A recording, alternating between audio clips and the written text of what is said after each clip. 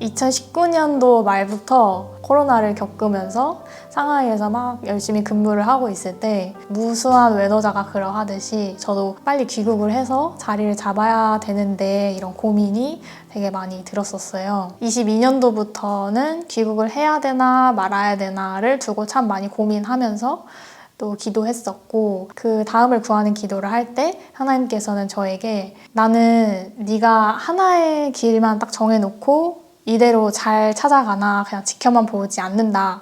너의 선택이 무엇이든지 나는 너와 함께 한다. 이렇게 이야기를 해주셔서 용기를 내서 23년도 추운 겨울 한국으로 귀국을 하게 되었습니다. 그때 이제 취업을 준비를 하면서 그렇게 해서 생명나무교회도 처음 오게 됐고, 청년부로 활동을 하게 됐는데, 그 취업을 준비하는 그 과정 가운데서 혼자 경험했던 쓰디쓴 동굴 속에서 만났던 하나님의 마음은 하나로 요약하자면 마태복음 6장 33절 말씀이었다고 생각을 합니다. 너희는 먼저 그의 나라와 그의 의를 구하라. 그리하면 이 모든 것을 너희에게 더하시리라. 안정적인 직장이라는 제 딴에서는 엄청난 기회 비용을 지불하고 왔으니 한 2년 정도 투자하면은 그래도 꽤 좋은 직장에 다닐 수 있지 않을까 하고 생각을 했었는데, 지금 돌아보면 정말 오만한 생각이었던 것 같습니다. 저는 목표를 이루고 싶어서 제 공부에만 몰두하면서 지냈습니다. 노력의 결과였는지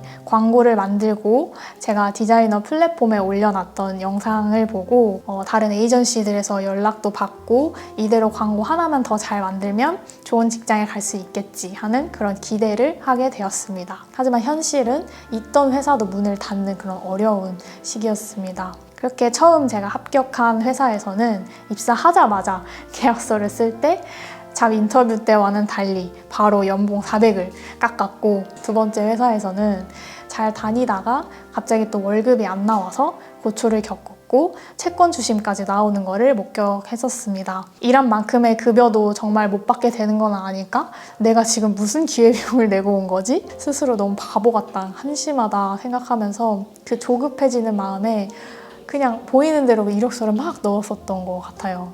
돈은 안 나오는 회사였지만 어쨌든 맡은 프로젝트가 있으니 유종의 미를 잘 거두고 싶다라는 생각에 한숨을 가득 품고 다녔던 기억이 있습니다. 어느 날 혼자 교회에 가서 하나님께 토로를 하는데 하나님한테 너무 속상해요. 제가 생각했던 거 이런 게 아닌데 하면서 막 이야기를 막 쏟아내려는 찰나에 갑자기 제 입에서 믿음을 구하는 기도가 나오는 거예요. 누가 뭔가 이렇게 시킨 것처럼 저는 당연히 제가 믿음이 너무 있다고 생각을 했는데 하나님 제게도 믿음을 주세요 라는 기도가 나오니까 그게 좀 너무 이상했는데, 그렇게 기도를 했던 게 되게 선명하게 기억이 나고, 이 외에도 정말 많은 기도를 했던 게 기억이 나는데 2년이라는 시간 동안 하나님은 저와 묵묵히 동행을 해주셨고 한 20번 정도 마태복음 6장 33절 말씀을 보여주셨어요. 너희는 먼저 그의 나라와 그의 의를 구하라.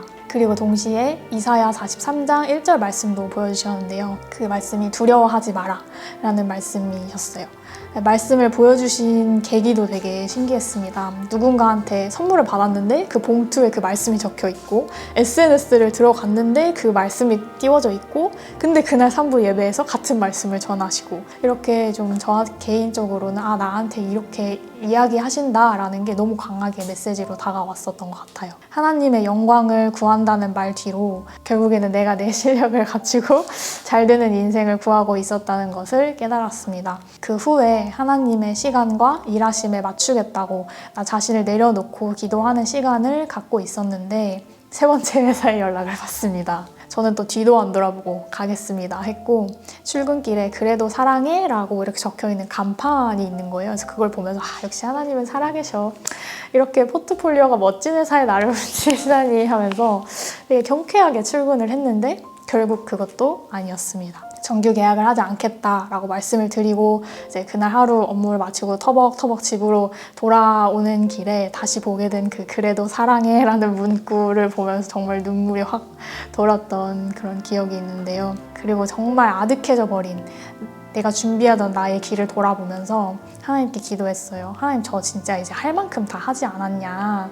저 최선을 다해서 배웠고 제가 배운 거로 광고도 만들었고 지원도 하고 회사도 다녀봤고, 그런데 지금에서야 내 인생보다 하나님을 먼저 구하게 됩니다. 아무것도 없을 때에도 내가 의지할 곳이 되어주셔서 너무너무 감사해요. 제 인생을 하나님이 책임져 주시고 저도 하나님이 주신 이름을 확신하며 일할 때 오는 그 기쁨을 앞으로는 맛보면서 살아가게 해주세요. 그렇게 기도를 했어요. 그러고 나서 하나님 죄송해요.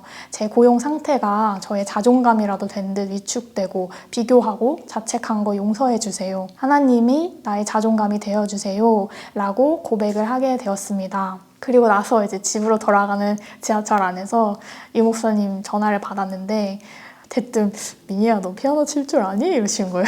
뭔가 못 치는 거 아셨을 텐데 왜 전화하셨는지. 그래가지고 그때 막 이야기하다가 목사님께서는 이제 일본 선교 이야기를 하시면서 반주자를 구한다는 전화를 하셨던 거였고 이제는 개인적으로 시간이 많아졌으니까 가고 싶었지만 제가 피아노는 잘 못 칩니다 하고 이제 통화를 끊었습니다.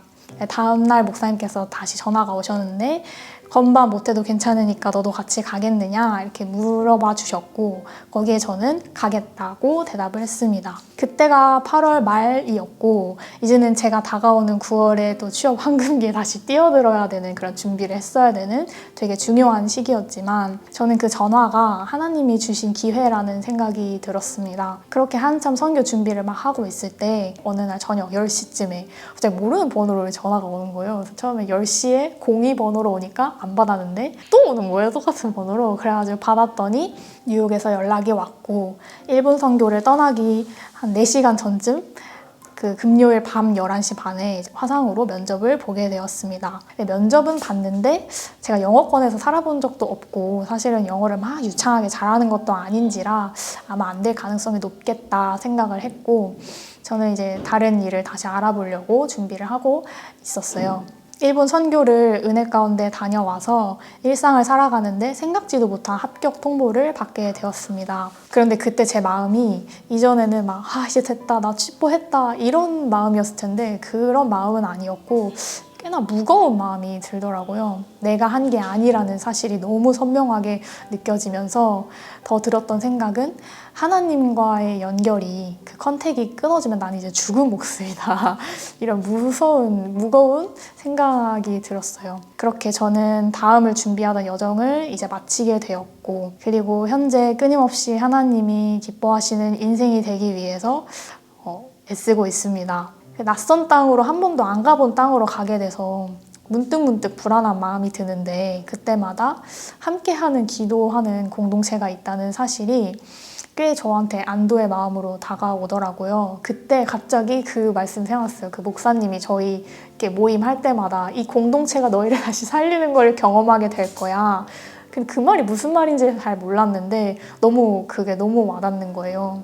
그때 이제 너무 감사한 마음이 들었고 공동체에 대한 사랑의 마음과 감사의 마음이 더 증폭되는 걸 경험을 했던 것 같아요. 그래서 나도 이 공동체를 위해서 더 기도해야겠다라는 생각을 많이 했던 것 같고 했고 그래서 그때 이제 깨닫게 되었어요. 저는 완벽할 수 없지만 하나님은 완벽하시다. 하나님은 완벽하셨다. 결국에는 하나님을 구했을 때 하나님께서는 제가 부족해도 다른 것들을 막 이렇게 채워주시는 것들을 경험했던 것 같아요. 하나님은 나의 실력이 턱없이 부족해 보여도 일하실 수 있는 분이시구나 라는 걸 배웠고 정해진 하나의 길이 아니어도 나의 모든 선택지에 대처가 가능하신 분이구나 라는 걸 배웠던 것 같습니다. 하나님께서 저에게 이 준비의 기간을 허락하셨던 것은 이 길을 통과하면서 만나게 하실 공동체가 있었기 때문이었고 그저 잘 되는 인생보다는 하나님을 먼저 구하기를 원하셨고 또 공동체를 사랑하는 마음을 배우길 원하셨기 때문이라고 생각을 해요. 그리고 나의 실력을 갈고 닦는 동기가 나의 잘 되는 인생이 아니고 하나님이 되도록 바꾸어 주신 것이 너무너무 감사했던 시간이었던 것 같습니다. 제가 배웠던 디자인도 쓸모 없어지는 게 아닌가 생각했는데 필요한 곳에 잘 사용되게 하시는 것도 경험하면서 참 감사한 마음이 들었습니다. 좀 길었죠? 빼먹은 내용도 많고 저도 잘 기억이 안 나는 일상에서의 사소한 은혜도 많았지만 하나님은 우리의 모든 과정을 다 기억하고 계십니다.